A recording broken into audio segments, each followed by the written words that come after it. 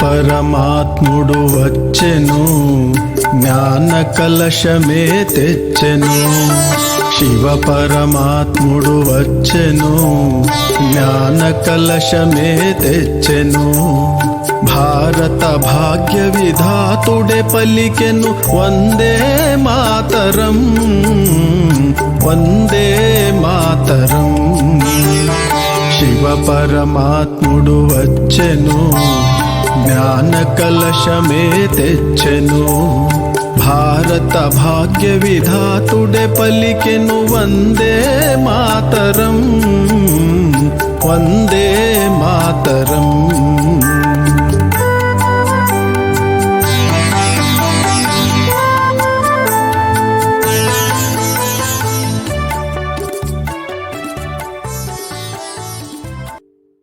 రోజు పవిత్రమైన రోజుగా మనస్ఫూర్తిగా అనుభవం చేసుకోండి.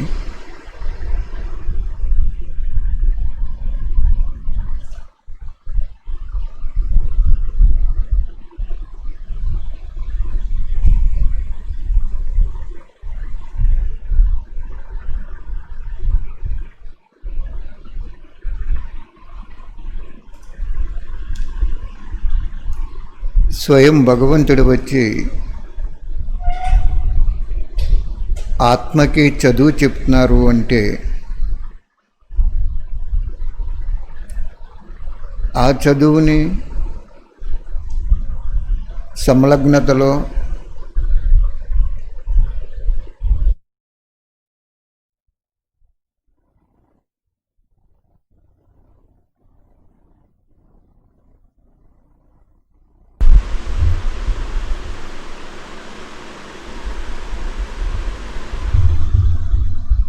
వింటూ అనుభవం చేసుకుంటే అద్భుతమైన ప్రాప్తి అవినాశిగా జమ అయిపోతుంది. బాబా ఒక ముఖ్యమైన వాణిలో ఏం చెప్పారు అంటే, లాస్ట్న వచ్చిన వాళ్ళు ఫాస్ట్గా వెళ్ళిపోతారు, ఫస్ట్ డివిజన్లో కూడా వచ్చేస్తారు అని ఒక దివ్యవాణిలో చెప్పారు బాబా. ఎలా వస్తారన్నారంటే, ఆ అద్భుతమైన తండ్రి ఒక అద్భుతమైన రహస్యాన్ని చెప్పారు. ఏంటి ఆ రహస్యం అంటే, మురళి మీద సంలగ్నత అని చెప్పారు బాబా.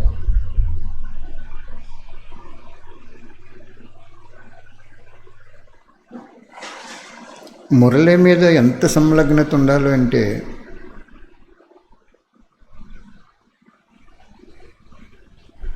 మన దేహాన్ని మర్చిపోవాలి, పాత ప్రపంచాన్ని మర్చిపోవాలి. మన కోసం పరంధామం నుండి తండ్రి, అద్భుతమైన తండ్రి, అవినాశి తండ్రి, సౌభాగ్యాన్నిచ్చే ఆత్మిక తండ్రి మధువనంలో వచ్చారు. అప్పుడు ఈరోజు ఆ వాణిని విశ్లేషణ చేసి విశేషాత్మలకి విజ్ఞానాన్ని ప్రసాదిస్తున్నారు. అర్థమైందా?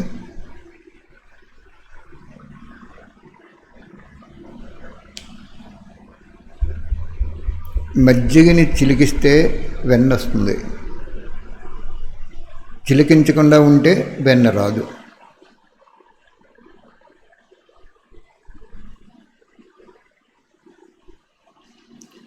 మరి మజ్జిగని మనం స్వీకరించినప్పుడు వెన్న శాతం అందులోనే ఉండిపోతుంది. కానీ చిలికించినప్పుడు వెన్న వేరవుతుంది. దాన్ని నెయ్యి కింద కాచి వేరు వేరు పదార్థాల్లో ఉపయోగిస్తారు కదా. అలాగే సంలగ్నత గల ఆత్మ ఈరోజు బాబా ఈ వాణి చెప్పారు, ఈ చెప్పిన వాక్యాన్ని పలానా చోట ఉపయోగించాలి అని అనుభవం అయిపోతుంది ఆత్మకి. సంలగ్నత అంటే అంత శక్తి ఉంటుంది.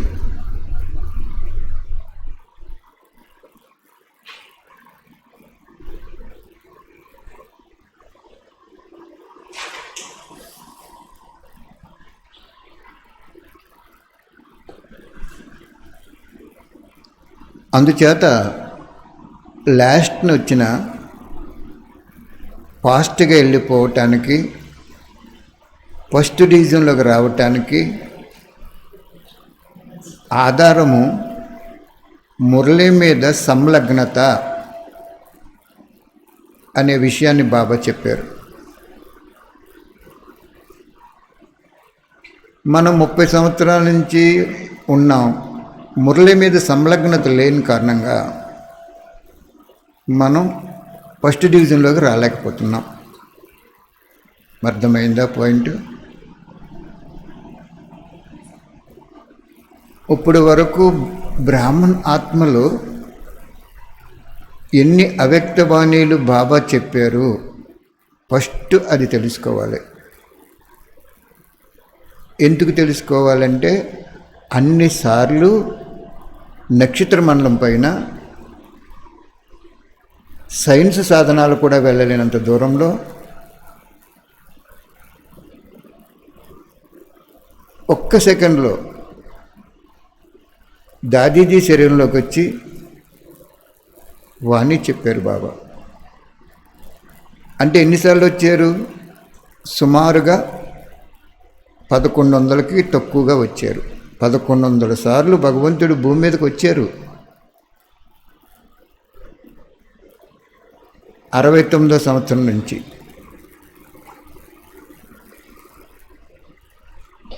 యాభై 51 సంవత్సరాలు అవింది ఇప్పటికి. కానీ 2015కి వచ్చేటప్పటికే బాబా ఆఫ్ చేసేసారు. అంటే 45 సంవత్సరాలు పరంధామ నివాసి, పరమ పవిత్రుడు, జ్ఞానసాగరుడు, పతిత పావనుడు, కర్మల గుహ్యగతిని సంపూర్ణంగా రచన చేసుకున్నవాడు, సర్వాత్మలకి ఏకైక తండ్రి, సృష్టి ఆది మధ్యాంతాలు తెలిసినటువంటి జ్ఞాత,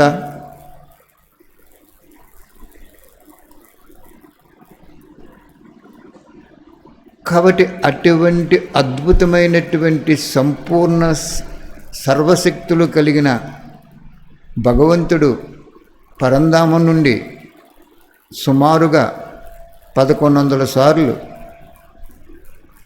45 సంవత్సరాల్లో భూమి మీదకు వచ్చి ఒక వృద్ధ మానవ శరీరంలో పరకాయ ప్రవేశం చేసి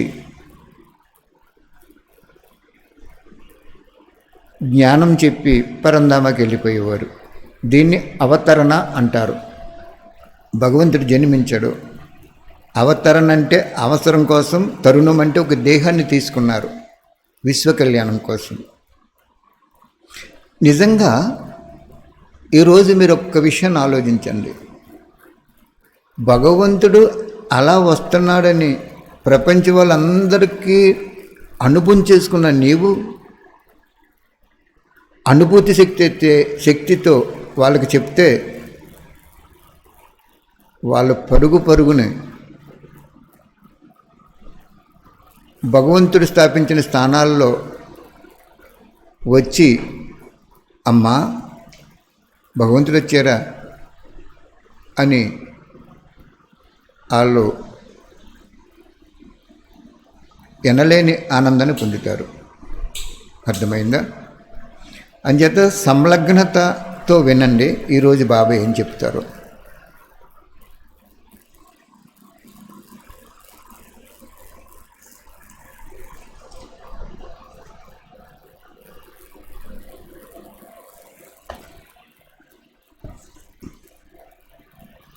బాబా ఆధారము తీసుకోకూడదు అంటున్నారు బాబా.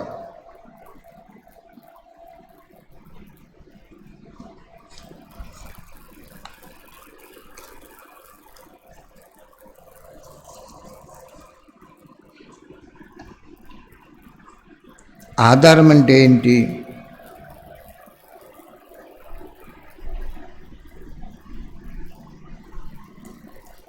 బాప్దాదా శ్రేష్ఠ పదవి పొందేటందుకు, సర్వులకి స్నేహిగా అయ్యేటందుకు ఏం చెప్తున్నారు తెలుసా? స్వయాన్ని మార్చుకోండి అని చెప్తున్నారు బాబా.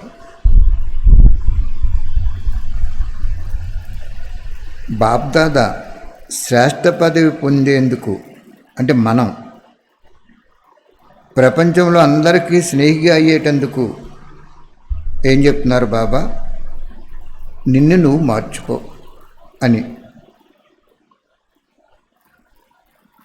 కానీ స్వయాన్ని మార్చుకోవటానికి బదులు పరిస్థితులను, ఇతర ఆత్మలను మార్చడానికి ఆలోచిస్తున్నారు. వీరు మారిపోతే నేను మారిపోతాము, పరిస్థితి మారిపోతే నేను మారిపోతాను అని, ఏదైనా ప్రాప్తిస్తే మారిపోతాను, సహయోగం లేదా ఎవరైనా తోడు వస్తే మారిపోతాను అని ఎన్ని చెప్పారో చూడండి బాబా. దీని ఫలితం ఏంటంటున్నారు? ఎన్ని ఆధారాలతో మారతానంటున్నారు? అసలు మారటానికి ఆధారం ఏం కావాలి? వాణి. ఎందుకంటే సర్వజ్ఞుడు వచ్చి సర్వ ఆత్మల్లో సంకల్పాలు ఏ విధంగా ఉంటాయో దానికి ఆన్సర్ వాణిలో చెప్పేస్తారు బాబా. అంచేత మనం మారటానికి ఆధారం వాణి చాలు కదా, ఇవన్నీ అవసరం లేదు. పరిస్థితి మారితే నేను మారుతాను, వీరు మారితే నేను మారుతాను, ఏదైనా ప్రాప్తిస్తే మారుతాను, సహయోగం లేదా ఎవరైనా తోడు వస్తే మారిపోతాను అని అనకండి అంటున్నారు బాబా. ఎవరైతే, ఇక్కడ అండర్లైన్ పాయింట్ ఉంది, మహనీయులని మీరందరూ మా అమ్మ 15 సార్లు చదువుకునేవారు, జానకి దాది కూడా ఎక్కువసార్లు చదువుకునేవారు. మీరు వాళ్ళ తయారవ్వాలి అంటే ఈ మురళిని వినేటప్పుడు నిన్న చెప్పాను కదా, షార్ట్ టైంలో షార్ట్ కట్స్ కింద రాసుకోండి. లాస్ట్ని చెప్తాను. అది ఏం చెప్తున్నారు బాబా? ఎవరైతే దేని ఆధారంగా అయినా పరివర్తన అయితే వారి జన్మల ప్రారంధం కూడా ఆ ఆధారంతోనే ఉంటుంది. వారి సంపాదన అంతా ఏ విషయంలో ఎవరిని ఆధారంగా తీసుకున్నారో వారికి కొంచెం భాగం వెళ్ళిపోతుంది. కర్మల గుహ్యగతి చెప్తున్నారు బాబా ఇక్కడ. స్వయం యొక్క ఖాతా జమ అవ్వదు. ముందు వాక్యంలో ఏం చెప్పారు? కొంత భాగం వాళ్ళకి వెళ్ళిపోతుందని చెప్పారు. అంటే కొంత భాగం మరి మనకు ఉండాలి కదా, కానీ అది కూడా ఉండదండి. సెకండ్ పదంలో చెప్తున్నారు బాబా. ఒక్కొక్క పదము భగవంతుని నోటంపుడు వచ్చింది. మీరు ఎప్పుడైనా ఏ గుళ్ళోకి ఎంతో సంలగ్నతతో వెళ్తాం, ఆ విగ్రహం ఏమన్నా మాట్లాడుతుందా? ఇంత అద్భుతమైన జ్ఞానం ప్రపంచంలో ఎవరైనా చెప్పగలరా? ఒక్కసారి మనసారా అనుభవం చేసుకోండి. 3 కోట్ల ఆత్మలకి సత్యుగము ఆది నుండి 1250 సంవత్సరాల్లో 3 కోట్ల ఆత్మలు వస్తారు. వాళ్ళు ప్రతి జన్మలో, అంటే ఆ 1250 సంవత్సరాల్లో తీసుకునే జన్మలో దేహము 150 సంవత్సరాలు ఉంటుంది. హాస్పిటల్ ఉండదు, కోర్టు ఉండదు, పోలీస్ స్టేషన్ ఉండదు. ప్రపంచంలో ఎవరైనా ఇవ్వగలరా చెప్పండి? అది ఒక్క పాయింట్ రోజు మననం చేసుకోండి, అప్పుడు భోజనం చేయండి.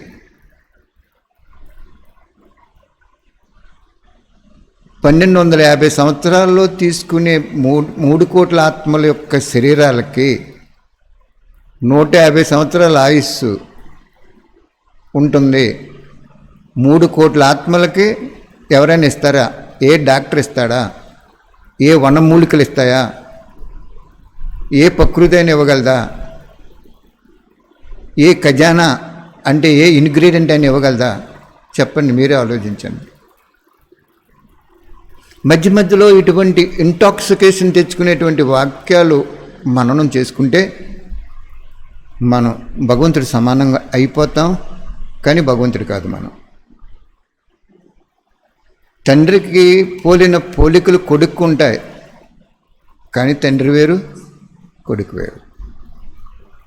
సంపాదన అంతా ఏ విషయంలో ఎవరిని ఆధారంగా తీసుకున్నారో వారికి కొంచెం భాగం వెళ్ళిపోతుంది. స్వయం యొక్క ఖాతా జమ అవ్వదో, అందువలన జమ అయింది అనే సంతోషం నుండి, శక్తి నుండి వంచితమైపోతారు. భుజం మీద సంచేసుకున్నాం మనం, అది చిల్లిపడింది అనుకోండి, వెళ్ళేటప్పుడు కారిపోతున్నట్టు మనకు తెలియదు, కడకి వెళ్ళేటప్పుడు తేలిక అయిపోయేటప్పుడు తెలుస్తుంది మనకి కదా. అలాగే బాబా ఇక్కడ ఏమంటున్నారంటే, సంపాదన అంతా ఏ విషయం ఎవరిని ఆధారంగా తీసుకున్నారో వారికి కొంచెం భాగం వెళ్ళిపోయింది. స్వయం యొక్క ఖాతా జమ అవ్వలేదు, జమ అయిందనే సంతోషం నుండి, శక్తి నుండి కూడా వంచితం అయిపోతున్నారు. అందువలన సదా లక్ష్యం ఉంచుకోండి. స్వయం పరివర్తన అవ్వాలని అని, నేను విశ్వానికి ఆధారమూర్తిని అని. బాబా తప్ప అల్పకాలిక ఆధారాలన్నీ సమయానికి వదిలేస్తాయి. బాబా తప్ప, ఎంత వండర్ఫుల్గా చెప్తున్నారు చూడండి మహానుభావుడు. బాబా తప్ప అల్పకాలిక ఆధారాలన్నీ సమయానికి వదిలేస్తాయి. వినాశి కదిలించే ఆధారాన్ని ఆధారం చేసుకుంటే స్వయం కూడా ఎప్పుడో అప్పుడు అలజడి అయిపోతారు. చూడండి, మళ్ళీ ఆ పాయింట్ రిపిటేషన్ చేస్తున్నాను. బాబా తప్ప అల్పకాలిక ఆధారాలన్నీ సమయానికి వదిలేస్తాయి. వినాశి కదిలించే ఆధారాన్ని ఆధారం చేసుకుంటే స్వయం కూడా ఎప్పుడో అప్పుడు అలజడైపోతారు. అంటే బాబా తప్ప ఇంకన్నీ కూడా వినాశి ఆధారాలు అంటున్నాడు మహానుభావుడు. నువ్వు ప్రతిదీ వినాశమే. ఆత్మ శరీరం ధరించింది కదా, ధరించిన శరీరం వినాశి.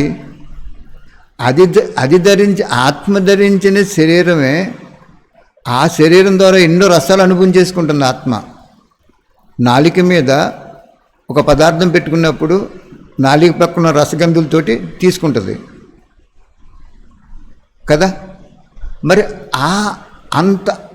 ఆ పంచతత్వాలతో తయారైన శరీరం ఆత్మకు అంత ఆధారం ఇస్తుందే, మరి అది కూడా నాశనం అయిపోతుంది. కాబట్టి బాబా ఒక్కడే ఆధారము, శివబాబా ఒక్కరే ఆధారము. బాబా చెప్తున్నారు, ఒకటి సమాప్తి అయిపోతే ఇంకొకటి పుడుతుంది. దీనిలోనే శక్తి అంతా వ్యర్థమైపోతుంది. ఇంకొక విషయం ఏమిటంటే, నడుస్తూ నడుస్తూ నిర్లక్ష్యం కారణంగా బలహీన మాటలు మాటికి మాట్లాడతారు. ఏవని, నేను చాలా గొప్పగా మాట్లాడాను, సంశయం లేదు అని అనుకుంటారు. అదే సత్యత అనుకుంటారు. ఆ మాట ఏమిటో చెప్పమంటారా అంటున్నారు బాబా. నేను అలజడి అయిపోయాను, అందువలన ఏదో ఒకటి చేసి చూపిస్తాను అని చూపిస్తారు. అలజడి లేక తమని తాము ఏదో చేసుకుని చూపిస్తారు. దీనివలన డిస్సర్వీస్ అవుతుంది. ఒక్క పాయింట్ ఇక్కడ చెప్తాను చూడండి. భగవంతుడు వాక్యాలు ఏం చెప్పాడు? మధువనంలోనే వస్తాను, ఇంకెక్కడ రాను, మధువనంలో చెప్పిన వాణియే సత్యం అని చెప్పారు బాబా కదా. కానీ అక్కడ ఎగ్జామ్షన్ చెప్పారు బాబా. ఇతర దేశాలను కూడా ఏం చెప్పారు అంటే, మీరు మధువనం తయారు చేసుకోండి, నేను అక్కడికి వస్తాను అన్నారు. మధువనం అంటే ఏంటి? బిల్డింగులు తయారు చేయటమా? నో. సంకల్పాలు ఏకరసంగా ఉండి, బేహద్దు వైరాగ్య వృత్తి ఉండి, మధురత కలిగి ఉన్న ఆత్మలందరూ సంఘటనగా ఉండాలంటున్నాడు. తేనెటీగలు చూసారా? పుష్పంలో ఉన్నటువంటి తేనెని అవి తీసుకోకుండా వచ్చి ఒక గూట్లో పెట్టుకుంటాయే, ఎంత వాటికి ఉన్న యూనియన్ చూడండి. భగవంతుడు ఎగ్జాంపుల్ ఎంత బాగా చెప్తున్నారో. తేనెటీగలు పుష్పంలో ఉన్నటువంటి తేనె మాధుర్యాన్ని తీసుకుని అక్కడ అవి స్వీకరించకుండా ఒక గూట్లో పెట్టుకుని చక్కగా ఇవి పొదుగుతాయి. ఎంత యూనియన్ ఉన్నట్లకి మరి మనకుందా? కాబట్టి బాబా ఇక్కడ చెప్తున్నారు, అది చేసి చూపిస్తాను, ఇది చేసి చూపిస్తాను అని. నేను బలహీనుడిని, సంస్కారాలకు వశమైపోయాను, నేను మారలేదు, అందువలన మీరు ఇది చేయవలసిందని ఇలాంటి మాటలు చాలా సహజంగా గొప్పతనంగా చూపించేసేస్తారు, చాలా మాట్లాడతారు. అటువంటి వారిని చూసి శివబాబాకి దయ వస్తుంది అంటున్నారు బాబా. ఎందుకంటే భగవంతుడు ఎప్పుడు కూడా, మీరు ఒక్కటే గుర్తుంచుకోండి, ఉగ్రవాది పాత్ర అభినయిస్తున్న ఆత్మలో ఉన్న, శరీరంలో ఉన్న ఆత్మ శివబాబా సంతానం సృష్టి ఆదిలో. అందుకు ఆయనకి ఎవరి మీద ఏ విధమైనటువంటి క్రోధం కానీ ఏది ఉండదు ఆయనకి. నేను చెప్పింది వినలేదని భావన క్రోధ రూపంలో భగవంతుడికి రాదు అని చెప్తున్నారు ఇక్కడ బాబా. నాకు వచ్చేది ఏంటంటే దయ, బాబ్దాదా దయ వస్తుంది. అలాంటి బలహీన ఆత్మలు ఇలాంటి సంకల్పాలు చేస్తారు, వాణిలోకి కర్మలోకి కూడా తీసుకువచ్చేస్తారు. ఏమని? నేను చేసేస్తాను. మరి మన ఈశ్వరీ విశ్వవిద్యాలయంలో ఎన్నో జరుగుతుంటాయి. ఒక్కటే గుర్తుంచుకోండి, భగవంతుడు మధువనంలోనే వస్తారు. 2 నందులు చూపిస్తారు గుళ్ళో. ఇంకోటి ఏం చెప్పారు బాబా? భగవంతుడు అక్కడ చెప్పినవన్నీ క్లబ్ చేసుకోవాలి. ఒక ముద్దు టీచరు సెంటర్లో ఉన్నప్పుడు ఆ టీచర్ దగ్గరికి ఎవరైనా వచ్చి బాబా గురించి వినాలనుకున్నప్పుడు ఆ టీచర్ ఏమీ చెప్పలేకపోతే ఆ టీచర్లో నా శక్తి ప్రవేశించది. ఎవరి శక్తి? పరమాత్మ, శివుడి శక్తి. పరమాత్ముడు వస్తాడా? నో, రాడు.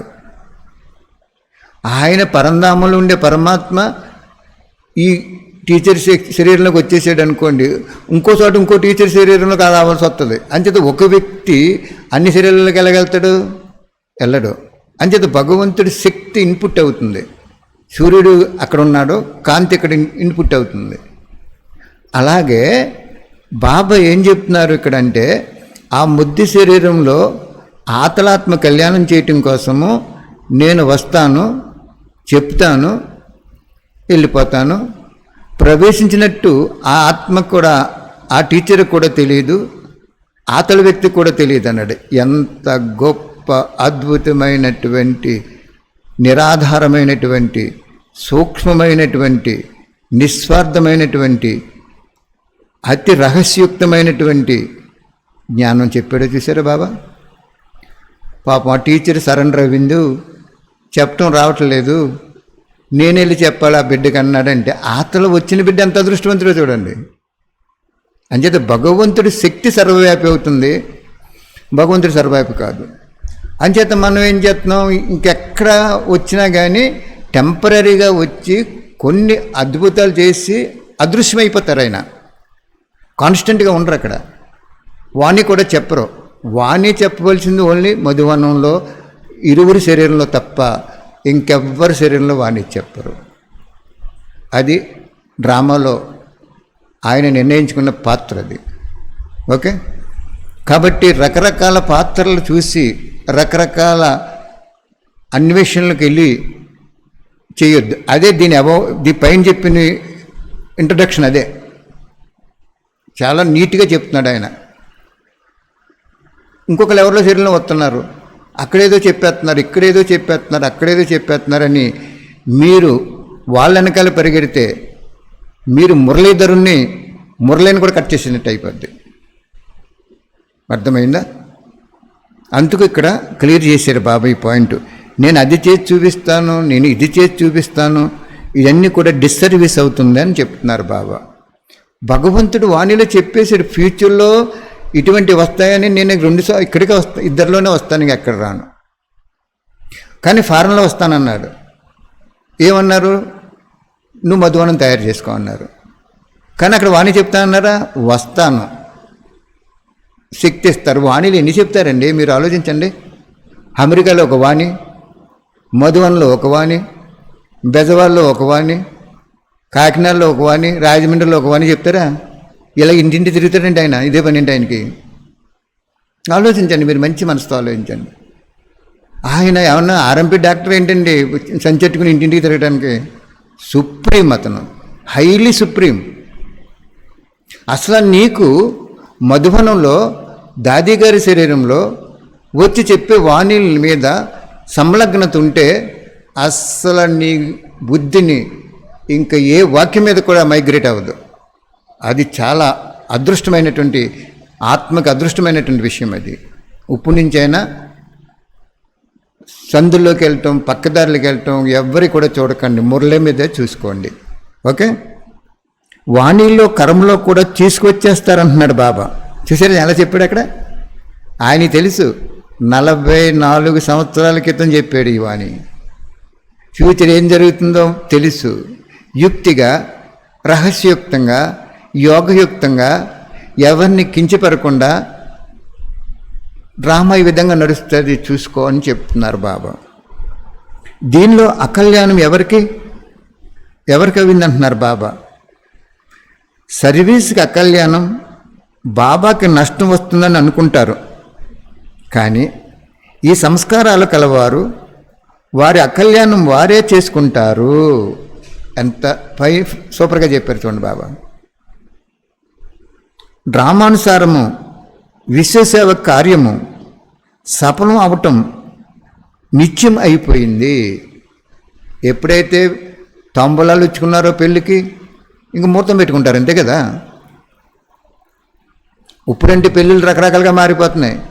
మీకు 100 సంవత్సరాల క్రితం వెళ్ళండి, జోళ్ళు అరిగిపోయేలాగా చూసుకుని వివాహాన్ని పెళ్ళిళ్ళు చేయించుకునేవారు. తల్లిదండ్రులు జాగ్రత్తగా చూసి కుటుంబం యొక్క స్టేటస్ ఎలాగైతే రక్త నమూనాలు చూస్తారో అలాగా చేస్తారు. బ్రిటిష్ వాళ్ళు అటండి రక్తం నమూనా చూసి వీళ్ళ ఫ్యామిలీ ఏంటని చెప్పి ఉద్యోగం ఇచ్చేవారట. అలాగా పరమాత్ముడు ఏం చెప్తున్నాడు ఇక్కడ, అంత బాగా చెప్తున్నారు చూడండి. సర్వీస్కి అకల్యాణం అయిందా? ఎవరికి అకల్యాణం అయిందయ్యా? నేనేదో గొప్పవాడిని అంటున్నా. నువ్వు పరివర్తన అవ్వకుండా నువ్వు విశ్వాన్ని ఏం పరివర్తన చేస్తావు? డాక్టర్కి హెల్త్ బాగోలేదు, ఓపి కట్ చేసేసారనుకోండి, ఏమొచ్చి చూస్తాడు ఆయన? వెళ్ళి పడుకోవాలనిపించదు అతనికి. అదేవిధంగా నువ్వు పరివర్తన అవ్వకుండా విశ్వాన్ని ఏం పరివర్తన చేయిస్తావు? మళ్ళీ ఏం చెప్తున్నావు నువ్వు? అది చేస్తాను, ఇది చేస్తాను, ఇలా చేస్తాను అంటున్నావు. ఓకే, సర్వీస్ అకల్యాణం అయిపోయింది. బాబాకి నష్టం వస్తుందని అనుకుంటున్నారు.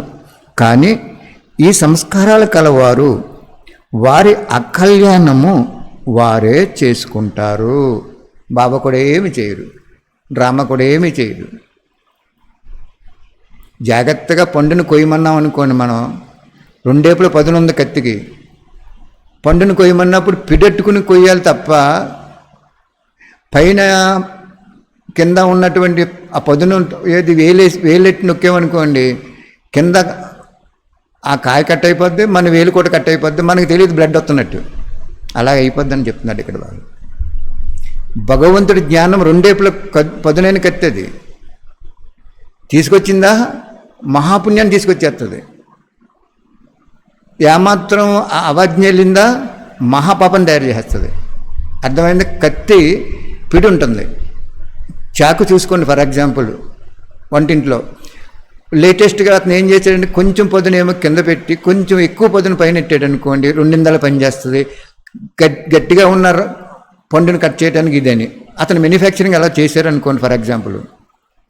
అప్పుడు నువ్వు ఏ పండు కోసినా పిడెట్టుకుని కొయ్యాలా, లేకుండా పైన పట్టుకుని ఆ ఏలుతోటి ఎలా నొక్కేవనుకోండి నీ ఏలు కట్ అయిపోతుంది, కింద పండు కట్ అయిపోద్ది, రక్తం వచ్చేస్తుంది. బాగా బాధ కలిగిన తర్వాత నీకు తెలుస్తుంది ఏంటంటే, అయ్యో నేను పిడి పట్టుకోవటానికి బదులు ఇలా పట్టుకున్నానని. అలాగే ఇక్కడ ప్రపంచానికి అకల్యాణం జరుగుతుంది అనుకుంటున్నావేమో నువ్వు. కింద చెప్తాడు పాయింట్, సూపర్. నీ చేతులారా నీకు అకల్యాణం అయింది, నాకు కూడా ఏమవ్వలేదు. నన్ను కూడా నువ్వు మోసం చేద్దాం అనుకుంటున్నావేమో. నేను అక్కడ వస్తాను ఇక్కడ వస్తాను రకరకాలుగా నన్ను వాడుకుంటున్నావేమో. నువ్వు నా పేరు చెప్పుకుని ధనం సంపాదించుకుంటున్నావేమో, నా పేరు చెప్పుకుని నువ్వు పేరు గౌరవం సంపాదించుకుంటున్నావేమో. నో, అవన్నీ కాదని చెప్తున్నారు మహానుభావుడు. ఇక్కడ చెప్తారు చూడండి ఫైనల్గా, ఎవరూ కదపలేరు. ఒకటికి పదమాపదాలు అవటానికి శివబాబా నిమిత్తమై ఉన్నారు. మొత్తాన్ని విశ్వానికి కళ్యాణం చేయటానికి, ప్రతి ఆత్మకి పదమాపద భాగ్యం తయారు చేయటానికి ఎవరి నిమిత్తమయ్యారు? శివబాబా నిమిత్తమయ్యారు అంటున్నాడు బాబా అక్కడ. అంచేత ఆధారం ఎవరిని పెట్టుకోవాలి? శివబాబాని పెట్టుకోవాలి. ఎలా తీసుకొచ్చారు చూడండి వాడిని చక్కగానే. సేవార్థము పిల్లల నిమిత్తం చేస్తారు. ఒక వండర్ఫుల్ పాయింట్ అన్నమాట ఇక్కడ. సేవార్థం నిన్ను నిమిత్తం చేశాను కానీ ఆధారం నేను. ఈ ప్రపంచంలో ఈ లైట్లన్నీ వెలుగుతున్నాయంటే కరెంట్ ఆధారం. పిల్లల నిమిత్తం చేస్తారు, చేస్తే పదమాపదాలు పొందుతారు. పిల్లల భాగ్యాన్ని తయారు చేయటానికి నిమిత్తమయ్యారు బాబా. ఎవరు కదిపినా ఈ పని కదలదో. ఏ పని? బాబా పని ఆగదో. కల్పము నిత్యమైపోయింది, విజయం రావాల్సిందే. అందువలన అలాంటి బలహీన భాషని పరివర్తన చేయండి, అంటే స్వకల్యాణం చేయండి. బాబా కళ్యాణకారి, సమయం మరియు విశ్వకల్యాణం చేయటానికి సమర్థులుగా అయ్యి స్వయం యొక్క భవిష్యత్తు తయారు చేసుకోండి అని చెప్తున్నారు బాబా. అర్థమైందా? మనకు 1100 వాణిలు చాలు 16 కళలు సంపూర్ణ అవటానికి, ఇంకేం అక్కర్లేదు. బాబ్దాదా పిల్లలందరికీ ప్రతి అడుగులోనూ ఎంత మనకు ఆశీర్వదిస్తున్నారు చూడండి, ఎంత మనల్ని దీవిస్తున్నారు చూడండి. ఇక్కడ శివబాబా పిల్లలందరికీనంట ప్రతి అడుగులోనూ సహయోగి, మరియు ఆ పిల్లల అంతిమ వరకు కూడా సహయోగిగా ఉంటారంటున్నారు. వండర్ఫుల్ గిఫ్ట్ అన్నమాట అది. భగవంతుడు ప్రామిస్ చేసాడు మనకి. ఏమని చదువుతున్నాను చూడండి. శివబాబా పిల్లలందరికీ ప్రతి అడుగులోనూ సహయోగి, మరియు అంతిమ వరకు కూడా సహయోగం అంటండి. శరీరం వదిలేసే వరకు, వినాశనం అయిపోయే వరకు కూడా ఆ పిల్లల్ని వదలని అంటున్నారు బాబా. మరి ఆధారం మరి ఎవరికి కావాలి? ఇప్పుడు చూడండి, మీకు ఆధారం సెంటర్ కావాలా, మధువనం కావాలా, లేకపోతే టీచర్ కావాలా, బాబా కావాలా? విద్యార్థికి టీచర్కి కూడా బాబా కావాలా, లేకపోతే స్థానం కావాలా, లేకపోతే సెంటర్ కావాలా, లేకపోతే విద్యార్థి కావాలా, లేకపోతే ధనం కావాలా, ఏం కావాలి? ఆయన అంటున్నాడు, నేను డ్రామాలో ఫిక్స్ అయిపోయింది, ఎవరు ఎలాగ యాక్ట్ చేసినా కూడా విజయం తథ్యం. తాంబూలాలు ఇచ్చేసుకున్నారు పెళ్ళికి, కట్నం గమ్మున రాలేదనుకోండి, అప్పుడు ఏం చేస్తారు? ఎక్కడో అక్కడ అప్పు తెచ్చేసి 10 రూపాయల వడ్డీగానే తెచ్చేసి ఆ కార్యం చేసేస్తారు. కార్యం చేయాలనేటువంటి అభిలాష ఉన్నవాళ్ళు.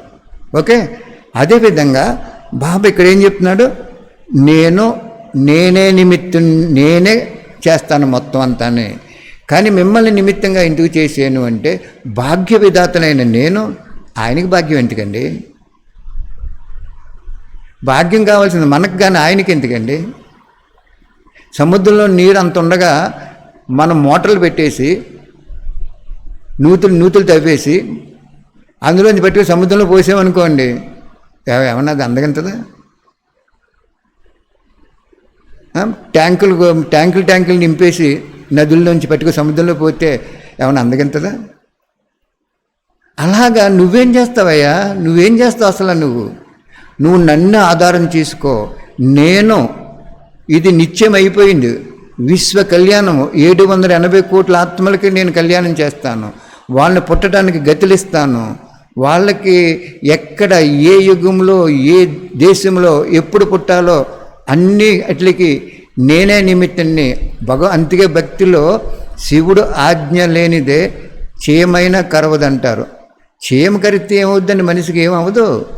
అంటే అపకారం లేనటువంటి ఒక జీవరాశి కూడా ఆయన ఆజ్ఞ లేకుండా కరవదని దాని అర్థం అక్కడ. కాబట్టి బాబా చెప్తున్నారు, ప్రతి అడుగులోనూ నేను సహయోగి అయిపోతాను, మరి అంతవరకు కూడా నేను సహయోగి అవుతాను. శివబాబా ఎవరి పట్ల అసూయ ఉండదు. ఆయన మనం గ్రహించవలసింది మనం గ్రహించలేదని ఆయన మనల్ని గ్రహించేలా చెప్తున్నాడు. ఆయన నాకు ఎవరి పట్ల అసూయ ఉండదు. సదా అపకారులకు కూడా శుభచింతకులుగా ఉంటాను. అందువలన బాబా నుండి సదా సహయోగం తీసుకుంటూ వెళ్ళిపోండి. అమృతవేళ మహత్యాన్ని తెలుసుకొని బాబా నుండి వరదానం తీసుకోండి. సీజన్ సమాప్తి అయిపోతుంది అంటే ఆ టైంలో ఆ సంవత్సరం క్లోజ్ అవుతుంది అన్నమాట. అంటే సహయోగం సమాప్తి అయిపోతుంది కాదు అంటే టైం అయిపోతే ఇంకా సహయోగం కూడా సమాప్తి అయిపోద్ది. ప్రతి పిల్లవాడు సర్వస్వరూపాలతో సర్వ సంబంధాలతో ఒక్క శివబాబాను సదా తోడుగా నీడగా ఉంచుకోండి. ఇప్పుడు డ్రామానుసారము ఈ అవకాశం లభించింది. ఇది మీ అదృష్టంగా భావించండి. సమయం యొక్క లాభాన్ని కూడా పొందండి. వినాశ గడియారానికి ముళ్ళు మీరే. అది అర్థమైందా? ప్రపంచం వినాశనం చేయాలంటే మనం తయారవుతాం కానీ వినాశనం అవ్వదు. మీరు ఒక చిన్న ఉపకారం చేయండి బాబాకి. మనం తయారవ్వలేదు కాబట్టి వినాశనం చేయలేదు. వినాశనం చేస్తే పాపం ఆ బయట ప్రపంచం ఎలా ఉందంటే మనం అస్సలు దాన్ని వర్ణన చేయలేం. డబ్బులు లేని వాళ్ళు ఉన్నారు, జబ్బులతో ఉన్నారు, డబ్బులు లేవు జబ్బులతో ఉన్నారు. పరిస్థితి చూడండి ఎలా ఉందో. అదే మనం అందరం తయారైపోతే వినాశనం చేసేస్తాడు. ఎందుకంటే వాళ్ళకు ఒకే సెకండ్ ఒక దృష్టి ఇచ్చేసి పావనం చేసేస్తాడు. వాణిలో చెప్పారు, ఒక్కరోజనే తండ్రి వచ్చారని, ఒక్కరోజు తండ్రి వచ్చారని మనసు అంగీకరిస్తే ప్రజల్లోకి వచ్చేస్తారన్నారు. ఆ పుస్తకం అటండి, ఎంబలం అటండి, కళ్ళకు అద్దుకున్నా కూడా వచ్చేస్తారటండి. వాణిలు చదవండి, ఎంత డెప్త్ వాణిలు ఉన్నాయి ఇంకా ఫ్యూచర్లో. ఓకే, మరి నెక్స్ట్ వాణికి వెళ్ళొచ్చా? ఒక్క నిమిషం యోగం చేసుకోండి. ఏం చెప్పారు ఇక్కడ? ఆధారము తీసుకోకు, నువ్వు ఎవరిని తీసుకోకు. అదేంటండి, ఆయనే సెంటర్లు పెట్టారు కదా, ఆయనే టీచర్లు పెట్టారు కదా, అదేంటి ఈరోజు వదిలేయమంటున్నాడు? ఏంటంటే ఎమర్జెన్సీలో హాస్పిటల్కి వెళ్తారు కదా, ఇంకా సరే చనిపోతాం, ఆయన బాగుందయా ఇంటికి వెళ్ళిపోండి, ఈ మెడిసిన్ వాడుకోండి, 2-3 నెలలు అప్పుడప్పుడు వస్తుందన్నావు అనుకోండి, అయ్యి బాబు నేను ఇంటికి వెళ్తే చచ్చిపోతానండి, హాస్పిటల్లో ఉంటానంటే ఒప్పుకుంటారు? అక్కడ ఒప్పుకోరు కదా. అలాగే ఈ ఆత్మిక హాస్పిటల్ ఎన్ని ఆత్మను తయారు చేసేసాడు మహానుభావుడు. దాదీల ద్వారా దీదీల ద్వారా టీచర్స్ కూడా ఎంతో త్యాగం చేశారు కదా, వాళ్ళు కూడా తయారు చేసాడు నిమిత్తంగా వాళ్ళకి భాగ్యం ఇవ్వటానికి. కాబట్టి అప్పుడు ఏమంటున్నాడు? ఇప్పుడు ఆధారాన్ని కట్ చేసుకోండి. టీచర్స్ స్టూడెంట్స్ ఆధారం ఉండకూడదు, స్టూడెంట్స్కి టీచర్ ఆధారం ఉండకూడదు. ఆ ఒక్క దాంట్లో అర్థం చేసుకోండి, మొత్తం జ్ఞానం అంతా అందులోనే ఉంది. ఓకే, నెక్స్ట్ వాణి ఫాలో అవుదాం. ఒక్క నిమిషం. అండర్లైన్ పాయింట్ ఏంటంటే, మీరు ఆధారము బాబా తప్ప ఎవరు ఉండకూడదు. ఆధారాలన్నీ కూడా నాశనం అయిపోతాయి. నాశనమైన వాడు పరమాత్మ శివుడు ఒక్కడే. అది ఒకటి అండర్లైన్ పాయింట్ చేసుకోండి. నెక్స్ట్ పాయింట్ ఏంటంటే, ఇది చాలా సింపుల్ అన్నమాట, దాన్ని బట్టి మొత్తం వాణి వచ్చేస్తుంది మనకి. నువ్వు ఎవరినో ఆధారం తీసుకుని ఏదో చేస్తానని ప్రగల్భాలు పలికి నువ్వు దానివలన నువ్వు పాడైపోతున్నావు, డిస్సర్వీస్ అయిపోతుందో, విశ్వం కూడా పాడవుతుంది. నువ్వు చేతులారా ప్రారంభ జీవితాన్ని పోగొట్టుకుంటున్నావు, నువ్వు పాడవుతున్నావు. నేనేం పాడవును, నాకేం డిస్సర్వీస్ కాదు. ఒకవేళ విశ్వకళ్యాణం ఆగిపోద్ది అనుకుంటున్నావేమో, డ్రామాలో ఫిక్స్ అయిపోయింది. ఎవరి ద్వారా విశ్వ కళ్యాణం? శివబాబా ద్వారా. శివబాబా ఎవరి ద్వారా చేయింటాడు? నిమిత్తాత్మల ద్వారా. నిమిత్తాత్మ అంటే ఎవరు? త్యాగి తపస్యాత్మ. వాణ్ణి క్లబ్ చేసుకోవాలి ఇక్కడ పాయింట్స్ అన్నీ. నిమిత్తాత్మ అంటే మనం అనుకునే నిమిత్తాత్మ కాదు, ఆయన అనుకునే ఆత్మ ఎవరంటే త్యాగి తపస్వి ఆత్మ. అంచేత నువ్వు పరివర్తన అవ్వకుండా వాళ్ళ పరివర్తన చేస్తాను, వీళ్ళ పరివర్తన చేస్తాను, వీళ్ళ పరివర్తన అవ్వట్లేదు, వాళ్ళ అంతిమలో నా దగ్గరికి వస్తారు, లేకపోతే ఇవన్నీ ఎవరికి కావాలండి? కాబట్టి చాలా జాగ్రత్తగా ఆ పాయింట్ని అండర్లైన్ చేసుకోండి. ఒక్క నిమిషం యోగం చేసుకుంటే ఇంకో పాయింట్ ఉంది, చెప్పుకుందాం.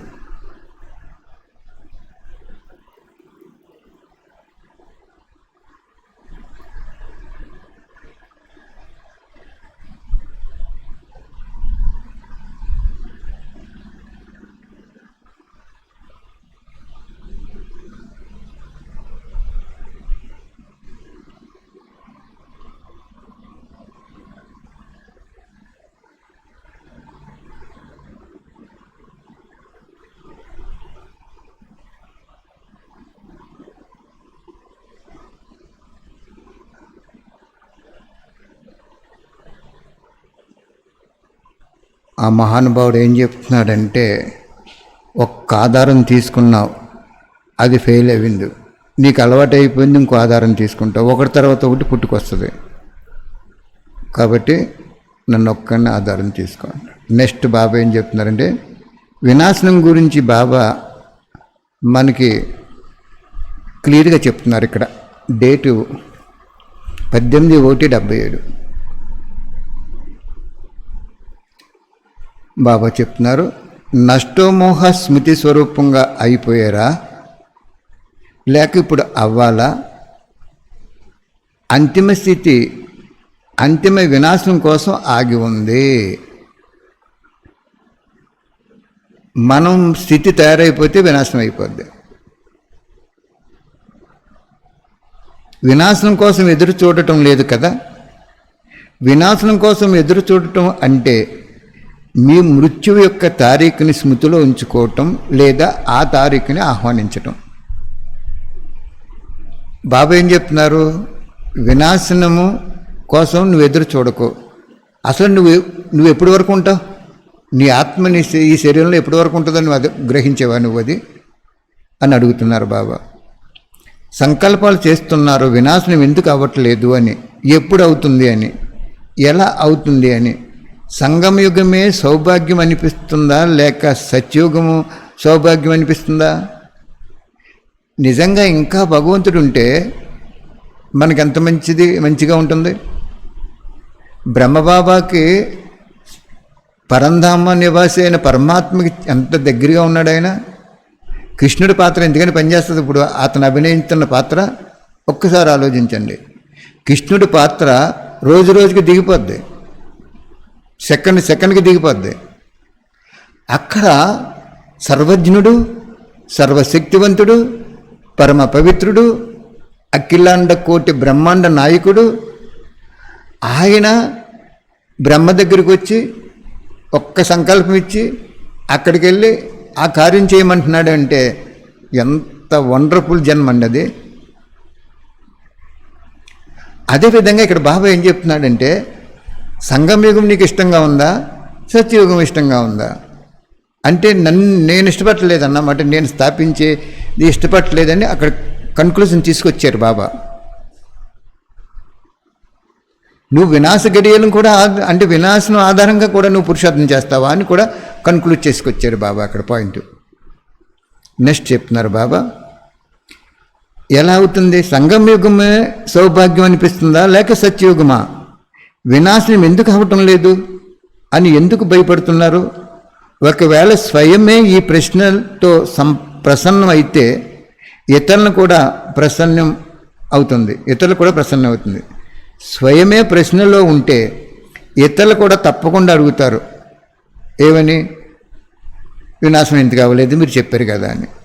అందుకు బాబా ఏమంటున్నాడంటే, భయపడకండి, వినాశనం అవుతుందని చెప్పండి, ఇంకా మీకోసము మా కోసం ఆగి ఉంది, మీరు తయారవ్వాలి, మేము తయారవ్వాలని చెప్పండి అంటున్నారు. దాని ఒక సారం బాబా ఇక్కడ.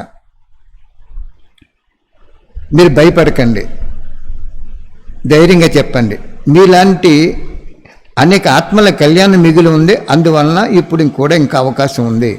వాళ్ళకి ఏం చెప్తున్నారు అంటే, ఇప్పుడు వినాశనం అయిపోతే మీరు తయారవ్వరు కదా, మాలాగా మీరు కూడా తయారవ్వండి అని ధైర్యంగా చెప్పండి. మీరే డీల్ అయిపోతున్నారు, మీరే అడుగుతున్నారంట ఎప్పుడు వినాశనం అవుతుందని. మరి మీరు అడుగుతుంటే వాళ్ళు అడగరా? ఆధారమూర్తులైన మీరు, పూర్వీకులైన మీరు, ఉద్ధరించడానికి మూర్తులైన మీరు ఆ స్థితిలో ఉంటే వాళ్ళు ఎందుకు అడగరు అని అడుగుతున్నారు బాబా. ఎవరైనా ప్రశ్నించినప్పుడు స్వయమే ఏమిటి, మరి ఎందుకు కన్ఫ్యూజ్ అవ్వకండి. పిల్లలే అడుగుతున్నారు, బయటవారు అడిగితే అది ఏమైంది, అది ఏమైనా పెద్ద విషయమా అంటున్నారు బాబా. ఆలోచిస్తున్నారు, ఇది చేద్దామా వద్దా, ప్రవృత్తి ఎలా నడిపిస్తూ వ్యవహారంలో చేసుకుందాం అని. పిల్లల పెళ్ళి చేద్దామా వద్దా, ఇల్లు కట్టుకుందామా వద్దా. చూడండి ఏ ప్రశ్నలు బ్రాహ్మణాత్మలు ఉన్నాయో చెప్తున్నాడు బాబా. వాస్తవానికి ఈ ప్రశ్నలకి వినాశనం యొక్క డేట్కి ఏమి సంబంధం ఉంది అడుగుతున్నారు బాబా. నువ్వు ఇల్లు కట్టుకుంటావో, పిల్లలకి పెళ్ళిళ్ళు చేస్తావో, దానికి వినాశనానికి సంబంధం ఏంటి అని అడుగుతున్నారు బాబా. ఒకవేళ ధనం ఉండి ఇల్లు కట్టుకుందామని అనుకుంటే అది స్వయం పట్ల ఉపయోగించాలనే భావన అన్నట్లా అని అడుగుతున్నారు బాబా. ఎంత బాగా చెప్తున్నారు చూడండి. ఒకవేళ ధనం ఉండి ఇల్లు కట్టుకుందామని అనుకుంటే ఇది స్వయం పట్ల ఉపయోగించాలనే భావన కదా. అంటే భగవంతుడికి నువ్వు ఉపయోగించవు, విశ్వసేవకు ఉపయోగించవు, విశ్వ కళ్యాణం చెయ్యు, నువ్వు సుఖంగా ఉండాలని ఆలోచిస్తున్నావా? ఎంత నీట్గా తీసుకొస్తున్నారు సబ్జెక్ట్ చూడండి బాబా. ఒకవేళ ధనం ఉండి ఇల్లు కట్టుకుందామని అనుకుంటే అది స్వయం పట్ల ఉపయోగించాలనే భావన ఉన్నట్లు, ఈశ్వరీ సేవలో ఉపయోగించాలని ఉంటే ఇల్లు కట్టుకుందామా, ఈ ధనం ఏం చేద్దామని ప్రశ్నే రావు. ఎంత టాప్ మోస్ట్గా చెప్తున్నారు చూడండి బాబా. విద్యార్థికైనా టీచర్కైనా వర్తించదు ఈ సెంటెన్స్. ఒకవేళ అవసరం ఉండి బాబా ఆజ్ఞానుసారం కట్టుకుంటే అది వ్యర్థంగా అవ్వదు. మళ్ళీ ఎగ్జామ్స్ని ఇస్తున్నారు అక్కడ. బాబా ఆజ్ఞ ఏంటండి? ఒక్క నిమిషం మనసులో ఆలోచించండి, ఏమి ఇచ్చారో మీకు తెలిసిపోద్ది. ఇన్నాళ్ళ నుంచి వాణీలు వింటున్నారు కదా, 5 నెలల నుంచి. బాబా ఎంత నీట్గా చెప్పొస్తున్నారు చూడండి. నువ్వు ఇల్లు కట్టుకోవాలని నీకు ఉంటే నీకు ఈశ్వరి సేవలో ఉపయోగించాలనే భావన లేదని చెప్పేశారు బాబా. ఆ మనసులో ఉన్న భావన క్లియర్గా చెప్పారు బాబా. ఒకవేళ అవసరం ఉండి బాబా ఆజ్ఞానుసారంగా కట్టుకుంటే అది వ్యర్థంగా అవ్వదు. మనం ఏమంటాం, అన్నయ్య గారు అక్కయ్య గారు బాబా కట్టమన్నారండి, కట్టేసామంటారు. కట్టేశారు కరెక్టే. వాణిలో ఏం ఆజ్ఞ ఇచ్చారు? ఒకసారి అందరూ మనస్ఫూర్తిగా మీరు ప్రశ్న వేసుకోండి, ఆన్సర్ బాబా చెప్పిస్తారు. ఆ పాయింట్ పట్టుకొచ్చి ఇక్కడ క్లబ్ చేసుకోవాలి. ఏం చెప్తున్నారు బాబా ఇక్కడ? ఆజ్ఞానుసారం కట్టుకుంటే అది వ్యర్థం అవ్వదు. ఏంటి ఆజ్ఞ? మధ్యస్థంగా ఉండాలి, ఆడంబరంగా ఉండకూడదు. ఇప్పుడే వీళ్ళు ధనవంతులు అయిపోయారని ఆ మాట రాకూడదు. అలాగని పనికిరాని వాళ్ళని కూడా మాట రాకూడదు. ఎవరైనా స్థలం ఇస్తే ఏం చెప్పారు బాబా? ముందు పందిరేయండి, అక్కడ వాణి చెప్పండి, ఎవరిని అడుక్కోకండి, అదే జరుగుతుంది అన్నారు బాబా.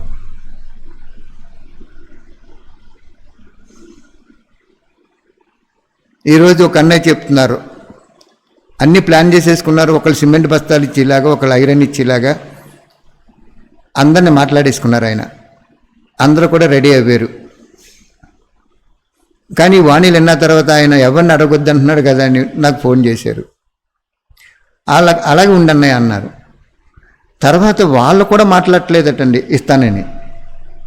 అంచేత నువ్వు రాజు కుటుంబంలో పుట్టి, రాజు రాజ్యమేరుతున్న కుటుంబంలో పుట్టి, రాజు కొడుకు వెళ్ళి అప్పు తీసుకుంటే ఎలా ఉంటుంది? రాజుకి ఎంత అవమానం. అలాగే నువ్వు ఆజ్ఞ ప్రకారం కట్టుకుంటున్నాడు బాబా. ఏం ఆజ్ఞ ఇచ్చాడు? ఎవరిని అడుక్కోకు, ఫస్ట్ పాయింట్.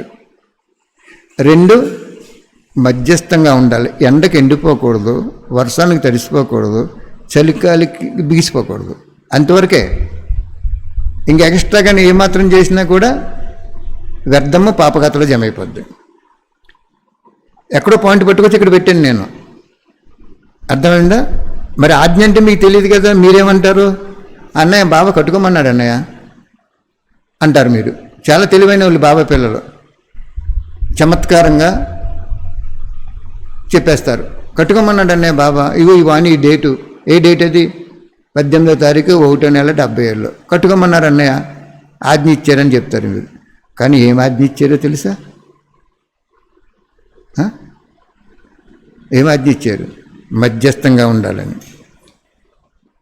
అది వ్యర్థం కావద్దు, జమ అవుతుంది ఎప్పుడు? మధ్యస్థంగా ఉన్నప్పుడు. అందుకే బ్రహ్మబాబా ఎలా ఉన్నారో, ఆదిలో ఏ గుడిసెలో ఉన్నాడో అంతిమ శ్వాస వదిలి వరకు ఆ గుడిసెలోనే ఉన్నారు ఆయన. కాబట్టి వినాశనము కారణంగా భయపడకండి. ఎందుకంటే శ్రీమతంపై నడవటమే సంపాదన, ఫలం పొందటం. నువ్వేది చేసుకున్నా కానీ శ్రీమతం మీద నడు. ఒకసారి ఏమంటాడు ఆయన, నీకు ఈ వస్తు వైభవాలు ఎందుకంటారు. రెండో వాణిలు ఏమంటాడు, వస్తు వైభవాల్లో ఉంటూ బేహద్దు వైరాగ్య వృత్తిగా ఉండటమే అంటాడు. ఇంకో వాణిలు ఏం చెప్తారు, వస్తు వైభవాలు లేనంత మాత్రం నీకు బేహద్దు వైరాగ్యం ఉందా అంటారు ఆయన. అంటే అక్కడ ఆ టైప్ ఆఫ్ మెంటాలిటీ వాళ్ళు ఉంటారు కాబట్టి వాళ్ళకి 2 రకాల వాణి చెప్తారు అక్కడ బాబా. అర్థమైందా ఆ పాయింట్?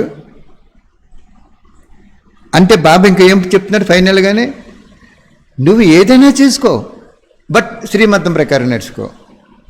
శ్రీమతం ఏం చెప్పింది? ఆయన ఏం మనకి నియమాలు పెట్టాడు?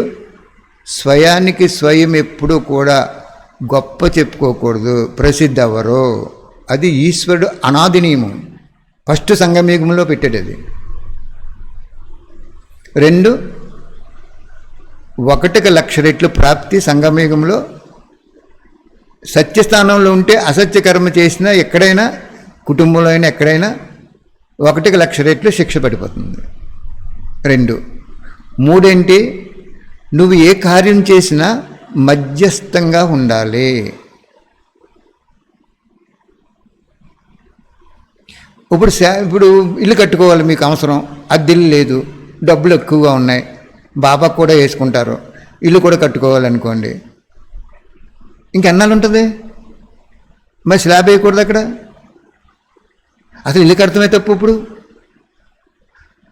మన ఆత్మకి ఇల్లు అయిన శరీరమే ఉండదు. ఇప్పుడు ఇంకా ఇల్లు ఎందుకు? ఉన్న ఇల్లు కూడా అమ్మేసుకోవచ్చు మనం నిజం చెప్పాలంటే. ఉన్న ఇల్లు కూడా అమ్మేసుకుని బ్రహ్మబాబాలాగా స్థూలాన్ని ఎప్పుడైనా ఒకటే గుర్తించుకోండి, స్థూలం అర్పణ చేస్తేనే సూక్ష్మ ఇస్తాడు ఆయన. మీరు 100% బంగారు అక్షరాలతో రాసుకోండి మీ ఇంట్లో. మన దగ్గర ఉన్నది స్థూలం, ఆయన దగ్గర ఉన్నది సూక్ష్మం. ఆయన దగ్గర ఉన్నది నీకు ఇవ్వాలంటే నీ దగ్గర ఉన్నది ఆయనకి ఇవ్వాలి. అక్కడ క్యాచ్ ది పాయింట్ క్యాచ్ చేయండి. అక్కడ బస్సులో ఒక టికెట్ ఇవ్వాలి మనకి అతను. నువ్వేమి ఇవ్వాలి అక్కడ? నువ్వు ప్రయాణం చేయాలంటే అతను టికెట్ ఇవ్వాలి, నువ్వు స్థూలధనం ఇవ్వాలి అక్కడ. అలాగే బాబా దగ్గర ఏముంది? సూక్ష్మం ఉంది. ఎవరి దగ్గర లేనిది ఉంది ఆయన దగ్గర. నీ దగ్గర ఏముంది? లోన్ ఇచ్చినటువంటి ఆస్తి, ఐశ్వర్యాలు, సిరి సంపదలు, వస్తు వైభవాలు సంపాదించుకోవడానికి పరివారం అందరూ ఉన్నారు. వీళ్ళందరినీ కూడా ఆయనకి ఇచ్చేయమంటున్నాడు ఆయన అక్కడ. అప్పుడు సూక్ష్మం ఇచ్చేస్తానంటున్నాడు. ఓకే, ఇక మిగిలింది పెళ్లి చేయాలా వద్దా అనే ప్రశ్న.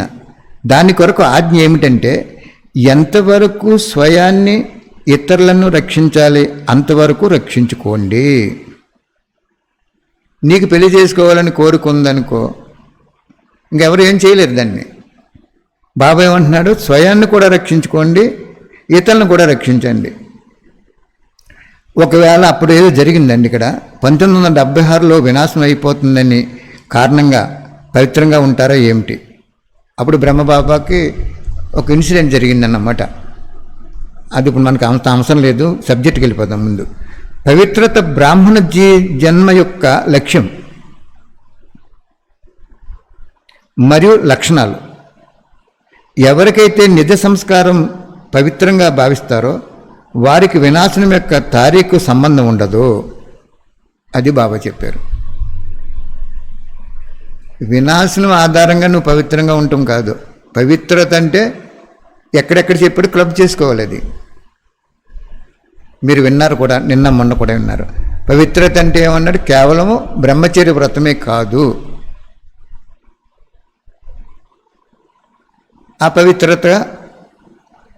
అపవిత్రత ఏంటో పవిత్రత ఏంటో మనం క్లబ్ చేసుకోవాలి.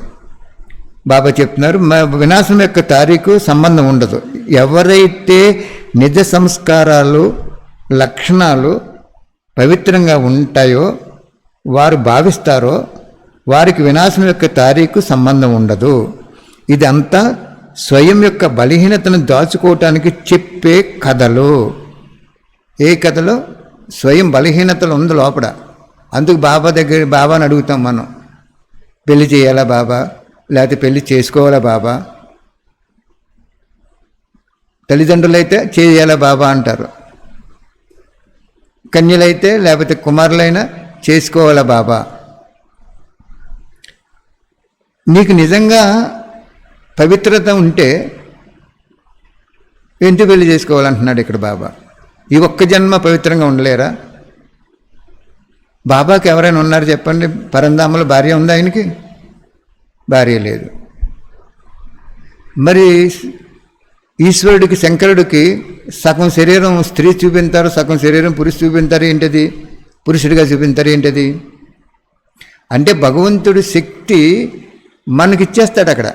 మనం ఎప్పుడైతే భగవంతుడిని జ్ఞాపకం చేసుకున్నామో ఆయనలో సగం శక్తి మనకి ఇచ్చేస్తాడు మహానుభావుడు.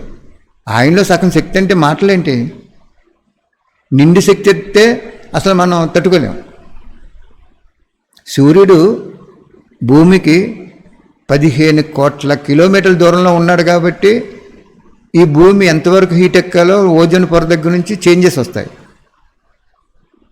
అలాగే ఎందుకంటే బ్రాహ్మణులకు సాకులు చెప్పటం చాలా బాగా తెలుసు. చూసారు, బ్రాహ్మణులు అన్నారు ఇక్కడ బాబా. ఎప్పుడు కూడా వాణి బయట వాళ్ళ గురించి చెప్పరు, బ్రాహ్మణాత్మల మధ్యే చెప్తారు. ఇక మిగిలింది ఇతరులకు పెళ్లి చేయటం. వారిని కూడా ఎంతవరకు రక్షించాలో అంతవరకు రక్షించండి. మీరు బలహీనంగా అయిపోయి వారికి ఉత్సాహం ఇవ్వకండి.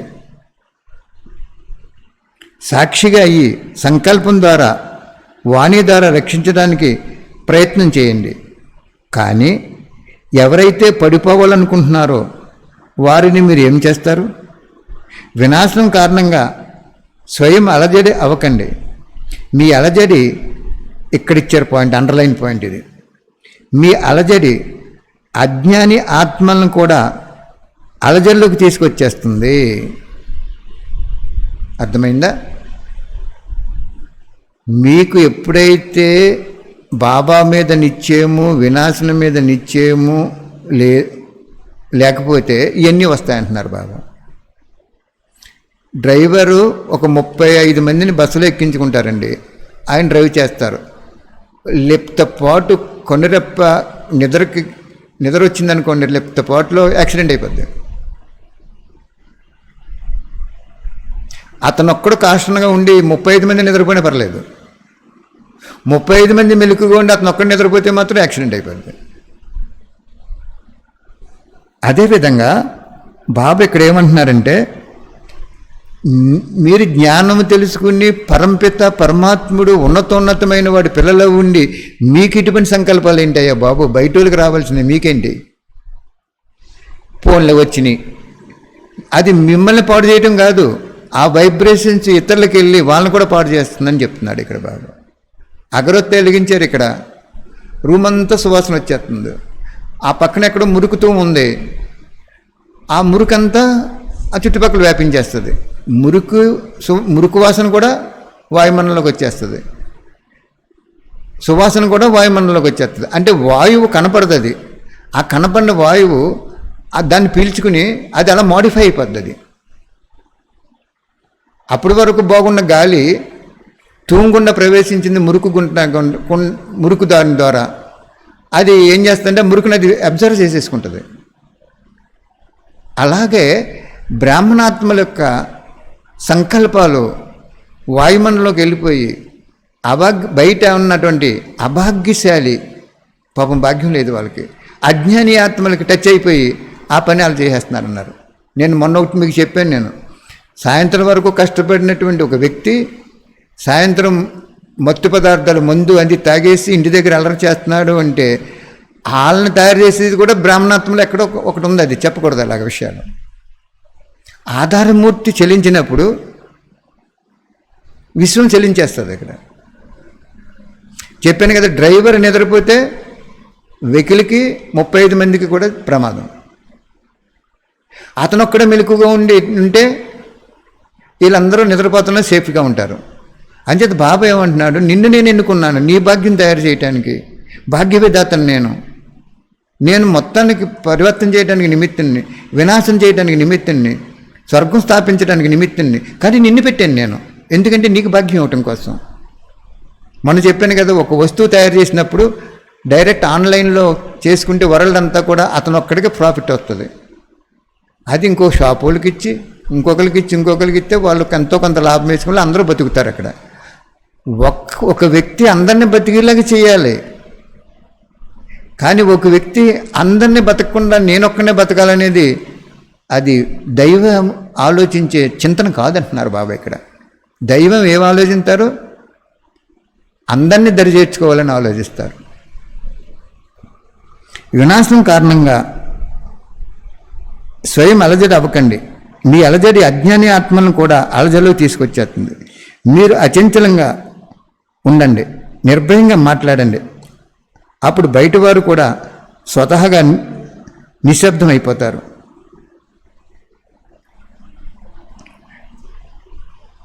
సంకల్ప రూపంలో కూడా సంశయం ఉండకూడదు. ఒక్కొక్కసారి రాయల రూపంలో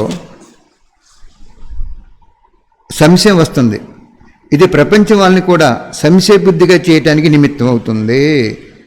నువ్వెవరువా? ఈశ్వరుడు ఎన్నుకున్న కళ్యాణకారి సేవాదారు, నువ్వు విశ్వ కళ్యాణకారి.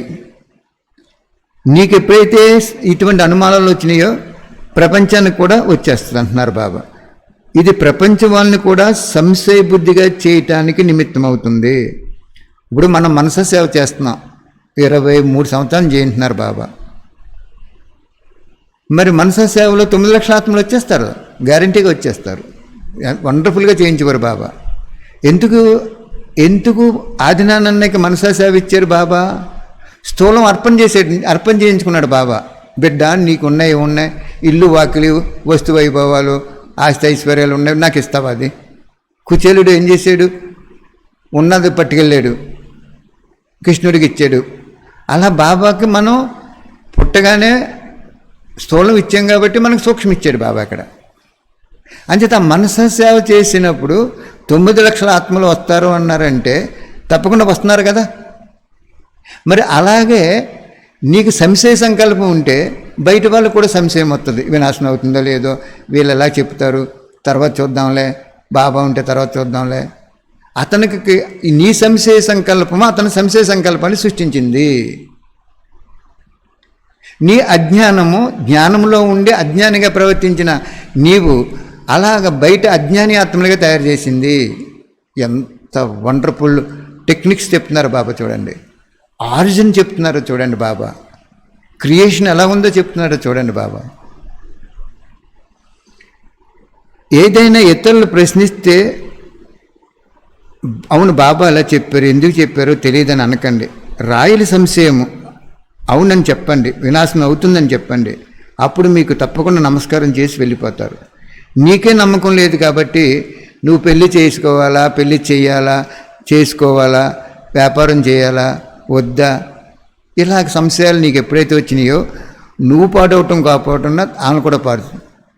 తాను చెడ్డ కోతే వనవంతా చెడిపిందంటారు చూసారా, అదే ఇది. ఇవన్నీ రాయల సంశయాలు. మీ నిశ్చయానికి మా ధన్యవాదాలని చెప్తారు, అర్థమైందా?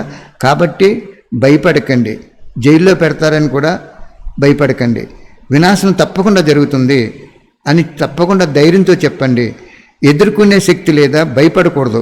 ఒకవేళ ఎవరైనా ఏమైనా అన్నా వారికి ఎలా చెప్పండి, అవును ఏదైతే చెప్పారో అది అంతా కళ్యాణం కోసం అని ఇప్పుడు కూడా చెప్తున్నాం.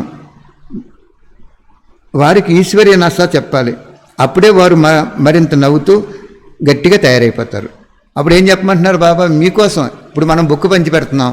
ఏంటమ్మా ఇందులో ఏముంటుందంటే, అమ్మ చదువుకో, శివుడు వచ్చేసాడు, శివపరమాత్ముడు వచ్చాడు, నీ తండ్రి వచ్చాడు ఆత్మకి, అంతే చెప్పేసి వెళ్ళిపోండి మీరు, ఆ బుక్ చెప్పేస్తుంది మిగిలిందంతా. మనం పుస్తకం ఎందుకు ఎత్తున్నాం? మన సెంటర్కి రమ్మనా? కాదు, సెంటర్కి రారు కూడా వాళ్ళు. పోనీ నువ్వు వెళ్ళి ఇంటికి వెళ్ళి చెప్తామంటే మాకు ఖాళీ లేదు బాబు ఇప్పుడు అంటారు. ఆ పుస్తకం ఇచ్చేస్తే న్యూస్ పేపర్ చదివి ఎక్కడెక్కడో న్యూస్ ఎలా తెలుసుకుంటున్నారో అలా న్యూస్ దగ్గరికి వెళ్తున్నారా? చూస్తున్నారా? వింటున్నారా? లేదు. అలాగే బాబా ఇక్కడ మనకి నిత్యంతో చెప్పండి అంటున్నారు బాబా. బాబా అంటున్నారు, శివబాబా మీకు తోడున్నారు, ఎవరు లేకపోయినా నేనున్నాను. కాలుతున్న బట్టీలో ఇటుకలు క్షేమంగా ఉంటాయి కదా, అదేవిధంగా మీ తోడు సాధారణమైన వారు కాదు, సర్వశక్తివాన్. కాబట్టి నిశ్చయ బుద్ధి విజయంతో తారీఖు చెప్పవలసిన పని లేదు. ఇప్పుడు కూడా వినాశనం యొక్క ఫైనల్ డేట్ నిర్ణయించబడదు. బాబా చెప్పేశారు చూసారా. మరి కృష్ణుడు పుడతాడు, సంగమయుగం ఆయుష్ 100 సంవత్సరాలు, కృష్ణుడు పుట్టిన తర్వాత 35 సంవత్సరాలు పట్టాభిషేకం అవ్వాలి అని చెప్తున్నారు. ఏమని అది ఇక్కడ చెప్తున్నారు, ఎప్పుడు కూడా వినాశనం యొక్క ఫైనల్ డేట్ నిర్ణయించబడదు అంటే అవన్నీ తప్పు. మరి నువ్వెందుకు చెప్తున్నావు 4 సంవత్సరాలు వినాశనం అవుతుంది, 1 సంవత్సరంలో ఇదవుతుందని? దానికి ఆన్సర్ చెప్తాను చూడండి. తారీఖు నిర్ణయిస్తే సీట్స్ కూడా నిర్ణయించబడతాయి. అప్పుడు పాస్ విత్ ఆనర్ అయ్యే వారి క్యూ పెరిగిపోతుంది. ఏ విధంగా అయితే పరీక్ష పేపర్ లీక్ అయితే పాస్ అయిపోయే వాళ్ళు ఎక్కువ పాస్ అయిపోతారు. అది న్యాయం కాదు కదా, ధర్మం కాదు కదా. కష్టపడి చదువుకున్నవాడును కష్టపడి చదవనోడు పాస్ అయిపోతే ఇంక ఉపయోగం ఏంటి, గ్రేడ్ ఏంటి? అందువలన తారీఖు నుండి నిశ్చింతగా ఉండండి. ఎప్పుడైతే అందరూ నిశ్చింత అయిపోతారో అప్పుడు తారీఖు కూడా వచ్చేస్తుంది. ఎప్పుడైతే అందరూ ఈ సంకల్పం నుండి నిస్సంకల్పం అయిపోతారో అదే వినాశనం యొక్క తారీఖు అని చెప్తున్నారు బాబా. అర్థమైందా? మరి నువ్వెందుకు చెప్తున్నావు అన్నయ్య, 1 సంవత్సరం వరకే మీకు ఇంకా టైం ఉంది, 4 సంవత్సరాల్లో వినాశనం అయిపోతుందంటే నేను మీకు ఒక విషయం చెప్పాను. నాకు ఒక మంచి క్లిష్ట పరిస్థితుల్లో నేను బాబాను ఒక ప్రశ్న అడిగినప్పుడు నాకు బాబా సమాధానం చెప్పారు. నాకు చెప్పింది నేను చెప్తున్నాను కానీ అది వాణిలో ఉందని చెప్పట్లేదు నేను. అయితే నాకు చెప్పింది మీకు చెప్పినప్పుడు అది జరగకపోతే మీరు నన్ను నిందింతారని కూడా తెలుసు, కానీ అది జరగక మానదని నిశ్చయం నాకు ఉంది. ఎందుకంటే ఒక బహు క్లిష్టమైన పరిస్థితుల్లో నేను అడగకుండానే చిన్న సంశయం ఉంటే సంశయం అన్నీ కూడా 12 రోజులు క్లియర్ చేశారు బాబా.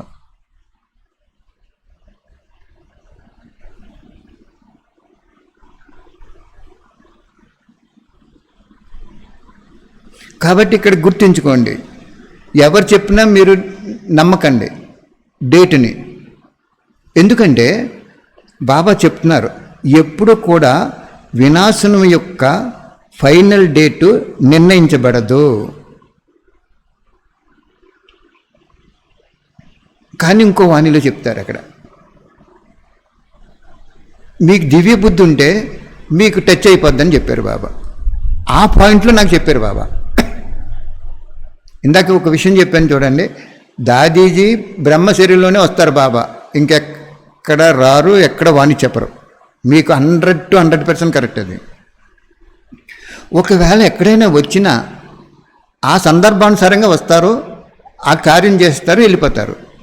ఒకసారి అమలాపురం నుంచి నేను కారులో వస్తున్నాను, సింగిల్గా నేను ఒక్కనే, మంచి చక్కటి పాటలు పెట్టుకుని జాగృత అవస్థలో డ్రైవ్ చేసుకుంటూ వస్తున్నాను, ఫియట్ కారు.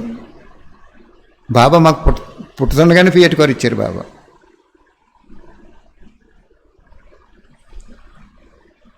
ఒక అతను సైకిల్ మీద ఎదర వచ్చేస్తున్నారు, ఇంకా కొంచెం సేపు ఉంటే అతను ఏయో ఇలా తిప్పుకుంటూ ఏదో ఆలోచిస్తూ మన కారుకి సెంటర్ అయిపోతాడు ఆయన.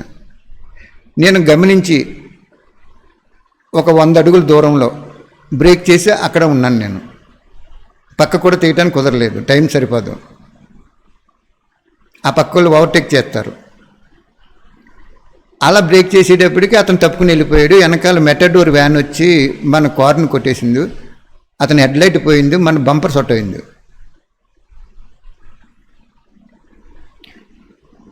అప్పుడు అతను వచ్చి దిగి వచ్చి నాకు హెడ్లైట్కి డబ్బులు ఇవ్వండి అని అడుగుతున్నాడు.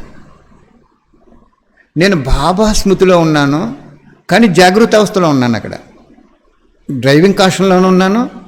ఇప్పుడు మీరు సెల్ ఫోన్ ఏం చేస్తున్నారు, చెవి దగ్గర పెట్టుకుని చెయ్యిలా పెట్టేసుకుని మోటార్ సైకిల్ మీద వెళ్ళిపోతూ మోటార్ సైకిల్ డ్రైవ్ చేస్తున్నారు, సెల్ ఫోన్లో కూడా వింటున్నారు. అంత ఎక్స్పీరియన్స్ వచ్చేసింది మీకు.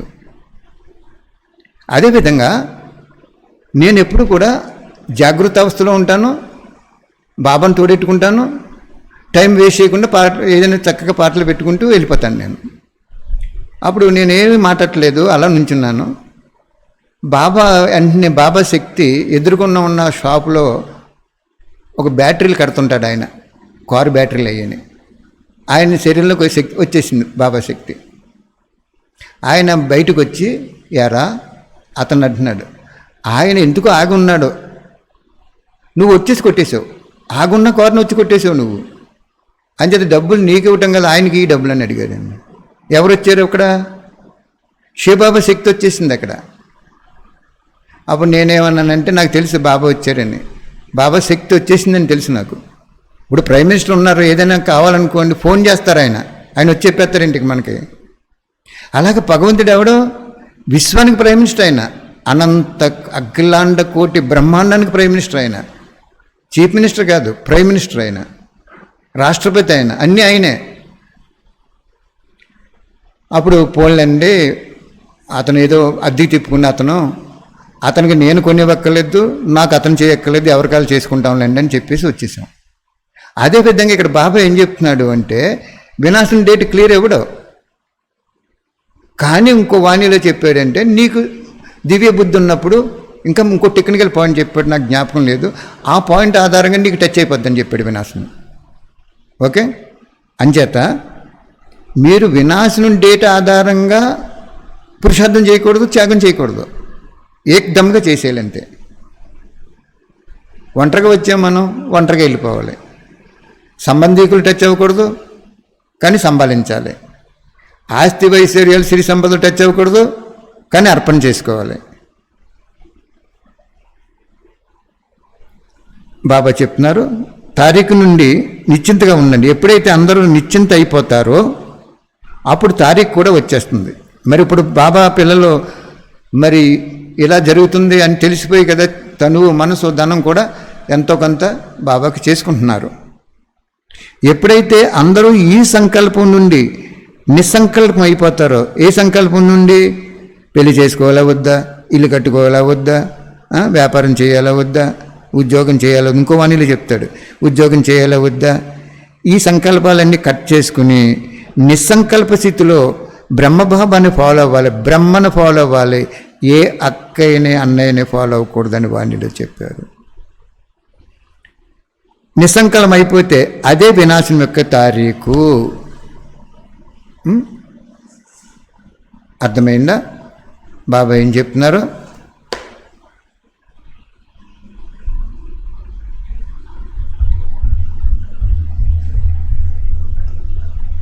మొట్టమొదటి వాణి ఏమో ఆధారము, తీసుకోక అవన్నీ, అవన్నీ వినాశనం అయిపోతాయి అంటున్నారు.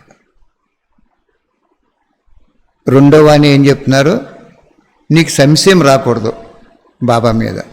బాబా ఆజ్ఞ ప్రకారం మనం నడవాలి. అది అండర్లైన్ పాయింట్.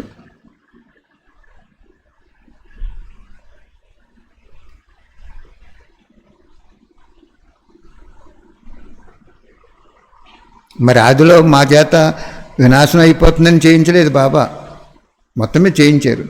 ఎప్పుడైనా గుర్తించుకోండి, మన దగ్గర ఉన్నది స్థూలం, ఆయన దగ్గర ఉన్నది సూక్ష్మం. ఆయన దగ్గర ఉన్నది మనకు రావాలంటే మన స్థూలం అర్పణ చేయాలి. కూతురు పెళ్లి చేయాలి, ఎంతో అందంగా ఉంటుంది ఆవిడ. ఆతల వాళ్ళు ఇంట్రెస్ట్ పడ్డారు పెళ్లి చేసుకోవడానికి. కనీసం ఆడపడుచు అడుగుతుంది, ఏమన్నా మాకు ఆడపడుచు కట్నం అని ఇస్తారా అని. మరి ఆడపడుచు కట్నం కూడా ఇవ్వకుండా ఉంటావా? నువ్వు ఖర్చు చేయకుండా ఉంటావా? ఎంతో కొంత బంగారం పెట్టకుండా ఉంటావా?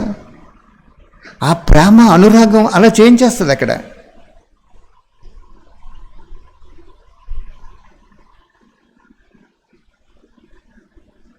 అంచేత బాబా ఏం చెప్పి, ఇప్పుడైనా మీరు ఏమీ లేదు, ఇంకా సద్గురు పోస్టులో వాని యొక్క అనాలిసిస్ రిపోర్ట్ బాగా తీసుకుంటే సద్గురు పోస్టులో ఉన్నారు బాబాయ్కి. ఇప్పుడు శిక్షణ ఇస్తున్నారు, తర్వాత శిక్షించి పావనం చేసేస్తారు. ఈ శిక్షణలో నిన్న కూడా నేను చెప్పాను, టీచర్స్ కూడా ఎవరిని ఏమి అడగండి, ఎందుకంటే మీరు మహాత్యాగం చేశారు, మీరు పవిత్రులు, మీ వల్లనే మేము జన్మ తీసుకున్నాం. మీరు పెళ్లి చేసుకోకపోవటం వలన, మీరు ఇల్లు వాకులు వదిలేయటం వలన, సెంటర్లు పెడటం వలన, మాలాంటి వివాహం చేసుకున్న మేము, వికారాల అగ్నిలో కాలిపోతున్న మేము, నిర్వికారిగా ఉన్న మీరు, మీ ద్వారా బాబా మాకు మిమ్మల్ని నిమిత్తం చేసి మాకు జన్మనిచ్చారు. అంచేత మీ రుణం తీర్చుకోవాలి, ఆయన రుణం తీర్చుకోవాలంటే నేను ఎలాగైతే వాణి ఆధారంగా 90% నడుచుకుంటున్నానని మీకు చాలా గర్వంగా ఆనందంగా చెప్తూ మీరు కూడా అలా నడుచుకోవాలని కోరుకుంటూ ఈరోజు చెప్తున్నాను నేను, మీరు కూడా రావాలని.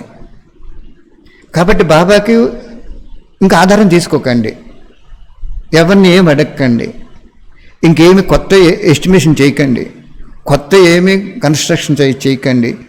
బాబాకి చెప్పండి, నువ్వు చాలయ్యా, నాకు బ్రహ్మబాబా దగ్గర పెట్టుకున్నావు, ఇక్కడ నేను కింద ఉన్నా కూడా నీ హృదయంలో పెట్టుకుంటావా బాబా?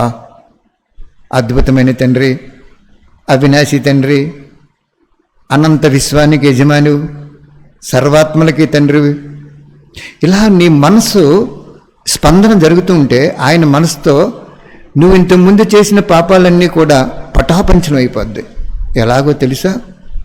జైల్లో పెట్టినటువంటి ఒక ఖైదీని మంచి ప్రవర్తన ఉన్నప్పుడు గాంధీ గారు జయంతి రోజుని కొంతమందిని విడుదల చేసేస్తారు.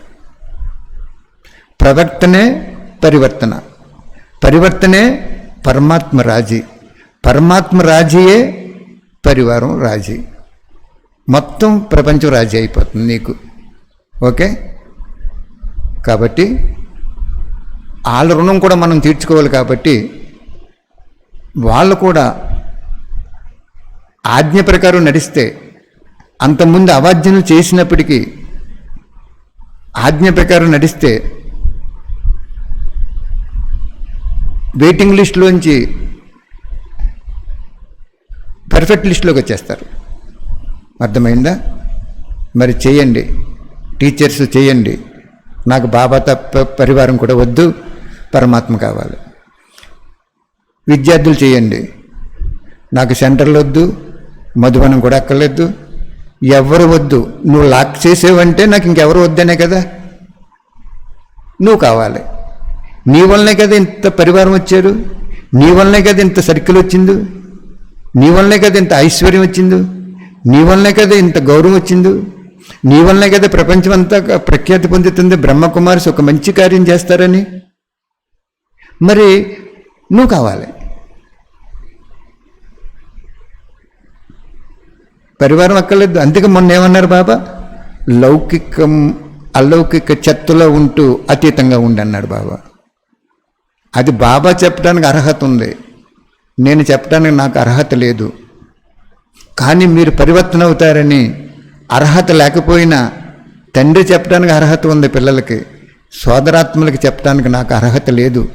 కానీ ఆయన వాక్యాన్ని ఉన్నది ఉన్నట్లుగా తీర్చిదిద్ది మీ హృదయంలో పెడతాం నాకు భగవంతుడిచ్చిన వరప్రసాదం. అటువంటి ప్రసాదాన్ని మీరు కూడా పంచుకుని శుభ్రంగా మీరు కూడా అందరినీ తయారు చేయండి. బాబా హృదయ సింహాసనంలో ఉండండి. కల్పకల్పం కూడా కమల పుష్పం సమానంగా తయారైపోండి. ఓకే, మంచి బాణీలు చెప్పావు బాబా. మాకు కూడా ఎంతో రివిజన్ అవుతుంది, రీఫైన్ అవుతుంది. ఎంత రీఫైన్ అయితే అంత భాగ్యం తయారవుతుంది కదా. భాగ్యం మాకు వద్దు బాబా, భగవంతుడు నువ్వే కావాలి. నువ్వు వెళ్ళిపోతున్నావని బాధ ఉండకుండా నీతో ఆనందంగా ఉన్నన్నాళ్ళు గడపాలని ఆశ ఉంది. మాకు ఆ ఆశను పూర్తి చేయండి బాబా. మీరు మా ఎదురుగుండా రండి, మా భుజం మీద చేసి మీ ఛత్రసాయిలో తీసుకెళ్ళండి, నడిపించండి. మాకు అంతిమ జన్మలో ఇచ్చిన ఏం కావాలో అన్నీ తీసుకోండి, మీకు రైట్స్ ఉన్నాయి. అలాగ ప్రేమగా మనసు యొక్క సంకల్పంతో ఫ్రీగా బాబాతో మాట్లాడి, బాబా ఇవన్నీ నీయే కదా, లోన్ ఇచ్చేవు కదా, అన్నీ తీసుకో బాబా, నాకు చిన్న లోపాలు ఉన్నా ఆ లోపాలు తొలగించి తీసుకో బాబా అంటారు. మంచి సంబంధం వచ్చినప్పుడు మీ దగ్గర కట్నం లేకపోయినా ఆతల వాళ్ళ కట్నం అడిగినప్పుడు మీకు ఆ సంబంధం నచ్చింది, సాంప్రదాయం అన్నీ ఉన్నాయన్నప్పుడు అప్పు చేసిస్తున్నారా లేదా? ఒక కూతురికి, ఒక్క జన్మ కూతురికే అంత ఇస్తున్నప్పుడు 84 జన్మలకి మనకి భగవంతుడు ఒక సంబంధీకుడిగా వచ్చి, తండ్రిగా వచ్చి అద్భుతమైన ఆస్తి, ఆరోగ్యము, ఐశ్వర్యము, ఆనందము, ఆప్యాయత, అనురాగము ఇంకెన్నో ఉన్నాయి చెప్పడానికి. ఈ లోకంలో పదాలు లేవు. మరి అందిస్తున్నప్పుడు మనకు ఆయనకి అర్పణ అయిపోవాలి కదా. ఆయనకి అర్పణ అయిపోయి ప్రపంచానికి దర్పణంగా కనపడాలి. ఓకే, చేయండి. చాలామంది చేస్తారని విశ్వాసంతో బాబా ఈ వాణీలు రివిజన్ చేస్తున్నారు. ఆయనకి నమ్మకం ఉంది, అలా జరిగిపోతుంది కూడా. మీరు చాలా చాలా అదృష్టవంతులు. అదృష్టవంతుల్ని ఎవరు పాడు చేయలేరు, దురదృష్టవంతుల్ని ఎవరు బాగు చేయలేరు. ఓం శాంతి.